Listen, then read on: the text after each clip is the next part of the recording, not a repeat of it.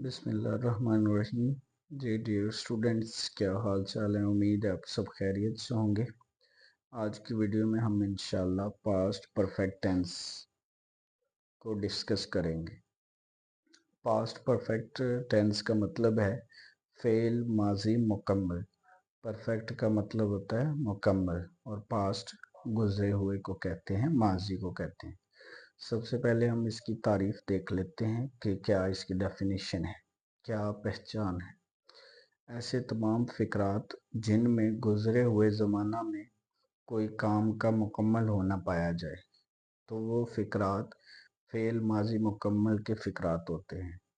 यानी ज़माना गुज़रा हुआ है और काम मुकम्मल हो चुका है। ऐसे फ़िक्रात जो मफ़हूम देते हों वो फ़ेल माज़ी के फ़िक्रात होते हैं।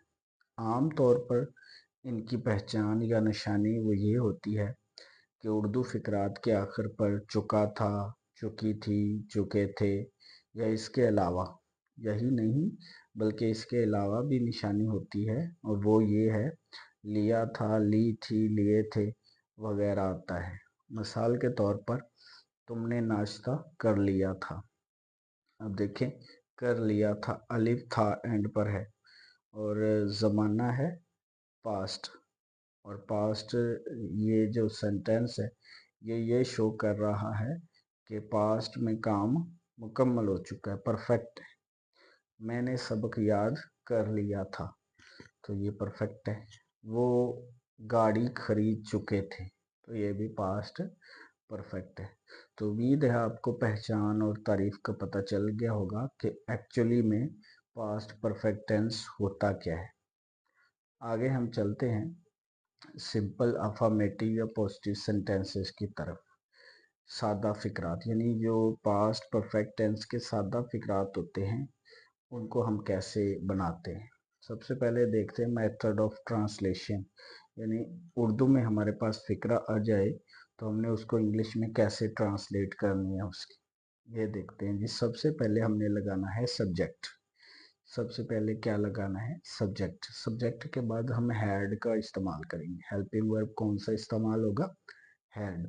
और हैड के बाद V3 इस्तेमाल करेंगे। V3 मतलब थर्ड फॉर्म ऑफ वर्ब, यानी वर्ब की तीसरी फॉर्म हमने इस्तेमाल करनी है और उसके बाद हमने ऑब्जेक्ट लगाना है। तो ये था पास्ट परफेक्ट टेंस के सिंपल अफर्मेटिव या पॉजिटिव सेंटेंसेस का फार्मूला, यानी उनको हमने कैसे ट्रांसलेट करना है उर्दू से इंग्लिश में।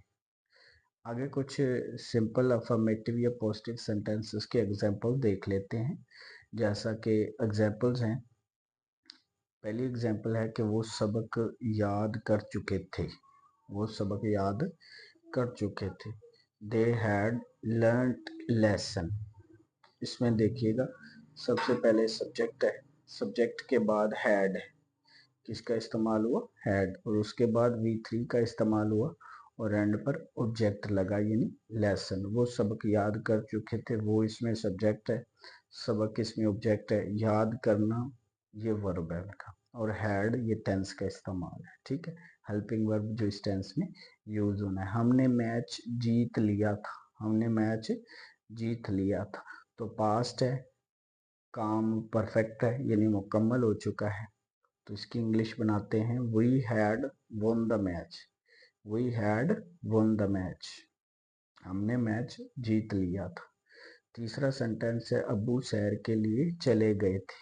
तो इसमें देखें निशानी नहीं पाई जा रही, लेकिन जो सेंटेंस है उसका मफहूम ये बता रहा है कि पास्ट में एक काम मुकम्मल हो चुका है। अबू सैर के लिए चले गए थे। Father had gone for a walk. Father had gone for a walk. तो यहाँ तक हो गए सिंपल सेंटेंसेस। आगे हम चलते हैं इनके जो अपना नेगेटिव सेंटेंसेस हैं उनको देख लेते हैं। नेगेटिव सेंटेंसेस कहते हैं मनफी फिक्रात को। किनको कहते हैं, मनफी फिक्रात को। सबसे पहले इनका मेथड ऑफ ट्रांसलेशन क्या होता है, यानी इनको इंग्लिश में ट्रांसलेशन करने का क्या तरीका है वो दिखते हैं। सबसे पहले हमने लगाना है सब्जेक्ट। सब्जेक्ट के बाद हेल्पिंग वर्ब जो हमने सिंपल में सेंटेंसेस में भी किया था, हैड इस्तेमाल करना। हैड के बाद हमने नॉट लगाना है। क्या लगाना है? नॉट। चूंकि नेगेटिव है तो नेगेटिव में नॉट तो आता ही है। उसके बाद हमने V3 लगानी है और एंड पर हमने ऑब्जेक्ट लगा देना है। ठीक है, तो आपको उम्मीद है यहाँ तक जो फार्मूला है ना, मेथड ऑफ ट्रांसलेशन है, वो समझ आ गया होगा। आगे कुछ एग्जांपल्स देख लेते हैं। जैसा कि हम स्कूल नहीं जा चुके थे, हम स्कूल नहीं जा चुके थे, तो we had not gone to school, we had not gone to school. ठीक है जी। तुम वर्जिश नहीं कर चुके थे, तुम वर्जिश नहीं कर चुके थे। You had not taken exercise, you had not taken exercise. Ali दूध नहीं पी चुका था, अली दूध नहीं पी चुका था। Ali had not taken milk, Ali had not taken milk. तो यहाँ तक नेगेटिव सेंटेंसेस के कुछ एग्जांपल्स हो गए। आगे हम चलते हैं इंट्रोगेटिव सेंटेंसेस की तरफ। इंट्रोगेटिव सेंटेंसेस का दूसरा नाम है यस और नो क्वेश्चंस, सवालिया फिक्रात, हाँ या नहीं सवालात।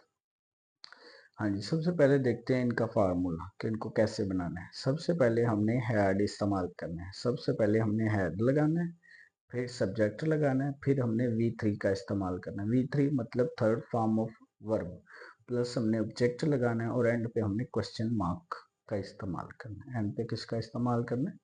क्वेश्चन मार्क का।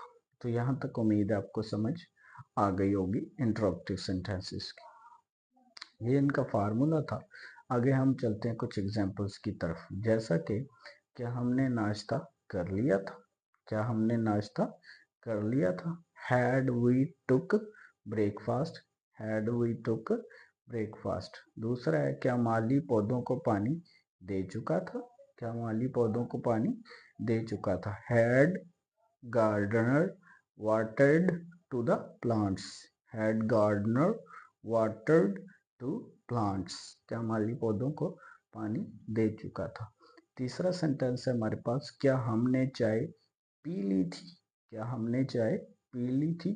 हैड वी टुक टी, क्या हमने चाय पी ली थी। तो यहाँ तक हो गए जी इंट्रोगेटिव सेंटेंसेस। आगे चलते हैं। आगे हैं जी डबल इंट्रोगेटिव सेंटेंसेस। ये डबल इंट्रोगेटिव सेंटेंसेस का ही दूसरा नाम है WH क्वेश्चंस, डबल सवालिया फिक्रात या WH सवालात। सबसे पहले देखते हैं इनका मेथड ऑफ ट्रांसलेशन क्या होता है, इनको इंग्लिश में कैसे ट्रांसलेट करते हैं। सबसे पहले है WH एलिमेंट का इस्तेमाल करना है। किसका इस्तेमाल करना है? WH element. WH एलिमेंट के बाद हमने हैड का इस्तेमाल करना है। क्या लगाना है? हैड। हैड के बाद हमने सब्जेक्ट लगाना है, सब्जेक्ट के बाद V3, V3 मतलब थर्ड फॉर्म ऑफ वर्ब। उसके बाद हमने ऑब्जेक्ट इस्तेमाल करना है और अब एंड पर क्वेश्चन मार्क लगाना है। तो यहाँ तक आपको फार्मूले की समझ आ गई होगी। आगे कुछ एग्जांपल्स देख लेते हैं। जैसा कि है अली कॉलेज क्यों चला गया था, अली कॉलेज क्यों चला गया था। तो सबसे पहले हमने WH एलिमेंट लगाया, उसके बाद हेल्पिंग वर्ब का इस्तेमाल किया, फिर सब्जेक्ट, फिर V3 और एंड पर हमने ऑब्जेक्ट लगा दिया। अली कॉलेज क्यों चला गया था, तो why had Ali gone to college, why had Ali gone to college. तुमने कपड़े कैसे धो लिए थे, तो how had you washed clothes, how had you washed clothes. हमने हमने हमने कब खाना खा लिया था, हमने कब खाना खा लिया था। तो when had we eaten the मील।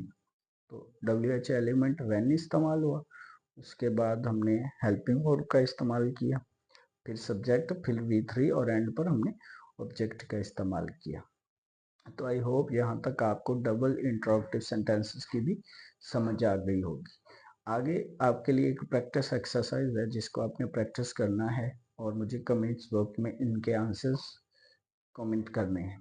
पहला सेंटेंस है तुम गाना गा चुके थे, अकरम क्रिकेट खेल चुका था, अहमद ने चाय पी ली थी, किसान हल नहीं चला चुका था, लोगों ने फसल नहीं काट ली थी, हमने कपड़े नहीं खरीद लिए थे, क्या वो शादी कर चुका था, क्या लड़कियां गीत गा चुकी थी, क्या लोग चोर को तलाश कर चुके थे, पुलिस ने मुजरम को क्यों पकड़ लिया था, वो कहाँ गाड़ी चला चुके थे, हमने कब इम्तहान पास कर लिया था।